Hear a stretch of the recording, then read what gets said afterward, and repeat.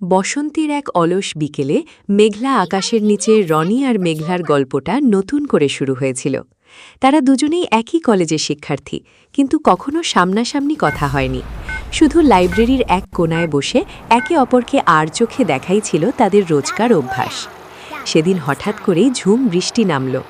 রনি কলেজের বারান্দায় দাঁড়িয়ে আকাশের দিকে তাকিয়েছিল।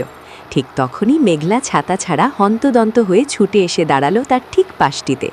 তার চুলের দু-একটি জলের ফোঁটা বাতাসে উড়ে এসে রনির মুখে পড়ল।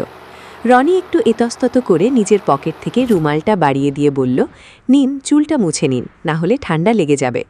মেঘলা চমকে উঠে রনির দিকে তাকালো, তারপর আলতো হেসে রুমালটা নিল। সেই প্রথম তাদের চোখাচোখি আর এক চিলতে হাসির বিনিময়। কফির কাপে নতুন আলাপ। বৃষ্টি থামার কোনো লক্ষণ ছিল না। রনি সাহস জোগাড় করে বলেই ফেলল, এই বৃষ্টিতে এক কাপ ধোঁয়া ওঠা কফি হলে কেমন হতো? মেঘলা কিছুক্ষণ চুপ থেকে মৃদুস্বরে বলল, মন্দ হতো না, কিন্তু এই বৃষ্টিতে যাব কোথায়? রনি তার ব্যাগ থেকে একটা বড় নীল রঙের ছাতা বের করে হাসি মুখে বলল, ছাতা তো একটা আছে, যদি আপনার আপত্তি না থাকে। একটাই ছাতার নিচে দুজনে হেঁটে চলল কাছের কফি শপটার দিকে। ছাতাটা ছোট থাকায় রনির একপাশ বৃষ্টিতে ভিজে যাচ্ছিল, যা মেঘলার নজর এড়ায়নি। সে আলতো করে রনির হাতটা ধরে নিজের দিকে একটু টেনে নিল। সেই স্পর্শে রনির হৃৎস্পন্দন যেন এক মুহূর্তের জন্য থমকে গিয়েছিল। নীরবতার ভাষা। কফি শপের কাচের জানালার পাশে বসে দুজনে চুমুক দিল গরম কফিতে। বাইরে তখনও বৃষ্টির রিমঝিম শব্দ। জানেন রনি, আমি প্রতিদিন লাইব্রেরিতে আপনার ওই জানালার পাশে বসার অপেক্ষা করি। মেঘলা কফির কাপে চোখ রেখেই কথাটা বলে ফেলল। রনি অবাক হয়ে তাকালো। সে ভেবেছিল এই একতরফা ভালো লাগাটা শুধু তারই ছিল। সে মেঘলার হাতটার ওপর নিজের হাত রেখে বলল, আর আমি প্রতিদিন ডায়েরির পাতায় কবিতা লিখি, যার প্রতিটি লাইনের অনুপ্রেরণা আপনি। বাইরের মেঘলা আকাশ যেন তাদের মনের সব মেঘ উড়িয়ে দিয়ে এক অদ্ভুত আলোয় চারপাশ ভরিয়ে দিল। কোনো বড়সড় প্রস্তাব ছাড়াই সির্ফ এক কাপ কফি আর বৃষ্টির ছাটে তৈরি হয়ে গেল দুটি মনের এক রূপকথা। কফি শপ থেকে বের হওয়ার পরও বৃষ্টির রিমঝিম শব্দটা যেন তাদের মনের ভেতর বাজছিল। রনির নীল ছাতাটার নিচে পাশাপাশি হাঁটার সময় দুজনের কেউই আর তেমন কথা বলেনি, কিন্তু সেই নীরবতার মাঝেও একটা অদ্ভুত চেনা সুর ছিল। কলেজের গেটে এসে মেঘলা যখন রনির দিকে তাকিয়ে বিদায় নিচ্ছিল, তখন তার চোখে ছিল এক অদ্ভুত মায়া। সে রনির ভেজা কাঁধটার দিকে তাকিয়ে আলতো করে বলল, বাড়ি গিয়েই কিন্তু একটা গরম জলে স্নান করে নেবেন, না হলে নির্ঘাত জ্বর আসবে। আর হ্যাঁ, আপনার ডায়েরির কবিতাগুলো কিন্তু কোনোদিন আমাকে শোনাতেই হবে। রনি শুধু হেসে মাথা নেড়েছিল। সে জানত না এই বৃষ্টির বিকেলটা তাদের জীবনের মোড় কতটা ঘুরিয়ে দিতে চলেছে। এক সপ্তাহ পর লাইব্রেরির সেই চেনা কোণ। গত 7টা দিন কলেজের লাইব্রেরির সেই চেনা টেবিলটা ফাঁকা পড়েছিল। মেঘলা কলেজে আসেনি। রনি প্রতিদিন নিয়ম করে লাইব্রেরিতে গিয়ে বসে থেকেছে, জানালার বাইরে তাকিয়ে থেকেছে, কিন্তু সেই পরিচিত মুখটি আর দেখা যায়নি। রনির ডায়েরির পাতায় জমে উঠেছিল এক রাশ উৎকণ্ঠা আর কিছু না বলা কথা। আজও রনি মনমরা হয়ে বসে ডায়েরির পাতায় হিজিবিজি কাটছিল। ঠিক তখনই টেবিলের ওপর একটা ছায়া পড়ল। রনি মুখ তুলে তাকিয়ে স্তব্ধ হয়ে গেল। সামনে মেঘলা দাঁড়িয়ে, তবে তার চোখে মুখে সেই চেনা চঞ্চলতা নেই, কিছুটা মলিনতা। রনি ব্যস্ত হয়ে জিজ্ঞেস করল, কি হয়েছে মেঘলা? এতদিন আসেননি কেন? শরীর খারাপ ছিল? মেঘলা রনির মুখোমুখি চেয়ারটায় বসল। তারপর ব্যাগ থেকে একটা ছোট নীল রঙের ডায়েরি বের করে টেবিলের ওপর রাখল। অবিকল রনির ডায়েরিটার মতোই দেখতে। মেঘলা মৃদু হেসে বলল, আমার শরীর ঠিক ছিল রনি, কিন্তু মনটা ঠিক ছিল না। এই কদিন বাড়িতে বসে আমিও কিছু একটা লিখছিলাম। হৃদয়ের আদান প্রদান।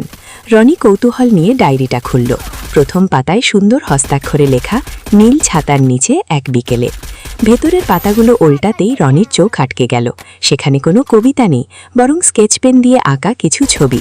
কফি শপের জানালার পাশে বসে থাকা রনির ছবি, বৃষ্টির মাঝে ছাতা ধরে হেঁটে যাওয়ার ছবি, আর শেষ পাতায় লেখা একটি মাত্র বাক্য, কবিতা আমি লিখতে পারি না রনি, কিন্তু আপনার কবিতার প্রতিটা শব্দ আমি আমার ক্যানভাসে এভাবে এঁকে রাখতে চাই আজীবন। রনি মেঘলার দিকে তাকালো। মেঘলার গালে তখন লজ্জার লাল আভা। লাইব্রেরির চারপাশের বইয়ের গন্ধ আর নীরবতার মাঝে দুটো ডায়েরি যেন একে অপরের পরিপূরক হয়ে উঠল। রনি তার নিজের ডায়েরিটা মেঘলার দিকে এগিয়ে দিয়ে বলল, তাহলে আজ থেকে আমার শব্দেরা শুধু আপনার ক্যানভাসেই রূপ পাবে। যৌথ ডায়েরির সেই দুপুরের পর কেটে গেছে বেশ কয়েকটা মাস। রনির শব্দেরা মেঘলার তুলির ছোঁয়ায় ক্যানভাসে জীবন্ত হয়ে উঠছিল। তাদের এই ভালোবাসার দুনিয়াটা ছিল ভীষণ শান্ত আর মায়াবী, কিন্তু জীবন তো সবসময় এক ছন্দে চলে না, মাঝে মাঝে সেখানে সুর কাটার মতো কিছু পরিস্থিতিও আসে। সেদিন ছিল মেঘলার জন্মদিন।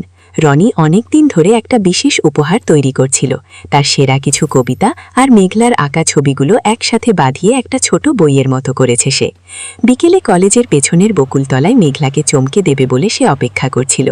কিন্তু মেঘলা যখন এলো, তার হাত দুটো খালি ছিল না। তার হাতে ছিল একটা ট্রাভেল ব্যাগ আর চোখে জল। এক আকস্মিক বিদায়। রনি চমকে উঠে দাঁড়িয়ে পড়ল। কি হয়েছে মেঘলা, কাঁদছ কেন? আর এই ব্যাগ? মেঘলা রনির হাত দুটো শক্ত করে ধরে কেঁদে ফেলল। রুদ্ধশ্বাসে বলল, রনি, বাবা হঠাৎ করেই বদলির অর্ডার পেয়েছেন। আজ রাতেই আমাদের সপরিবারে অন্য শহরে চলে যেতে হচ্ছে। আমি অনেক চেষ্টা করেছি বাবাকে বোঝাতে, কিন্তু কোনো লাভ হয়নি। আকাশ থেকে যেন এক মুহূর্তে সব আলো নিভে গেল রনির। সে স্তব্ধ হয়ে দাঁড়িয়ে রইল। যে মানুষটাকে সে প্রতিদিন দেখার অভ্যাস করে ফেলেছে, সে আজ রাতেই চলে যাবে। মেঘলা তার ব্যাগ থেকে তাদের সেই যৌথ ডায়েরিটা বের করে রনির হাতে দিল। আমি জানি না আবার কবে আমাদের দেখা হবে, বা আদৌ হবে কিনা, মেঘলা ফিসফিস করে বলল। তবে যেখানেই থাকি, আমার ক্যানভাস শুধু তোমার শব্দের জন্যই অপেক্ষা করবে। এই ডায়েরিটা তোমার কাছে রাখো, যখনই খুব একা লাগবে পাতাগুলো উল্টাবে। কলেজে শেষ ঘণ্টা বাজার সাথে সাথেই মেঘলাকে চলে যেতে হলো। বকুলতলায় একলা দাঁড়িয়ে রইল রনি, হাতে তাদের স্মৃতির ডায়েরি আর পকেটে মেঘলার জন্মদিনের না দেওয়া উপহারটা। 3 বছর পর এক অচেনা শহরের প্রদর্শনী। সময় বয়ে যায় তার নিজস্ব নিয়মে। রনি এখন একজন প্রতিষ্ঠিত লেখক। তার প্রথম কবিতার বই বেশ সাড়া জাগিয়েছে, কিন্তু এই 3 বছরে সে মেঘলার কোনো খোঁজ পায়নি। মেঘলা যেন সেই বৃষ্টির বিকেলের মতোই হঠাৎ এসে আবার হঠাৎ করেই মিলিয়ে গিয়েছিল। তবে রনি তার ডায়েরি লেখা থামায়নি। একদিন রনি একটা আর্ট এক্সিবিশন বা চিত্র প্রদর্শনীতে আমন্ত্রিত হয়ে এলো। চারদিকের দেয়ালে চমৎকার সব পেন্টিং ঝুলছে। ঘুরতে ঘুরতে হঠাৎ একটা ছবির সামনে এসে রনির পা দুপো যেন মাটিতে জমে গেল। ছবিটা ছিল একটি নীল ছাতার নিচে দুটি চেনা অবয়ব, আর একপাশে ঝুম বৃষ্টি। ছবির নিচে ছোট্ট করে শিল্পীর নাম লেখা মেঘলা, আর সেই ছবিটার ঠিক পাশেই একটা কাচের বক্সের ভেতর রাখা আছে একটা পুরনো চেনা ডায়েরি। রনির বুকটা ধরফর করে উঠল। সে চারপাশ তাকাতে লাগলো ব্যাকুল হয়ে। ঠিক তখনই পেছন থেকে একটি চেনা মৃদু কণ্ঠস্বর ভেসে এলো। আমি বলেছিলাম না রনি, আমার ক্যানভাস সবসময় তোমার শব্দের জন্যই অপেক্ষা করবে। রনি ঘুরে দাঁড়ালো। সামনে মেঘলা দাঁড়িয়ে, চোখে সেই চিরচেনা মায়া আর ঠোঁটে এক চিলতে মিষ্টি হাসি। 3 বছরের দূরত্ব এক পলকে যেন ধুয়ে মুছে সাফ হয়ে গেল।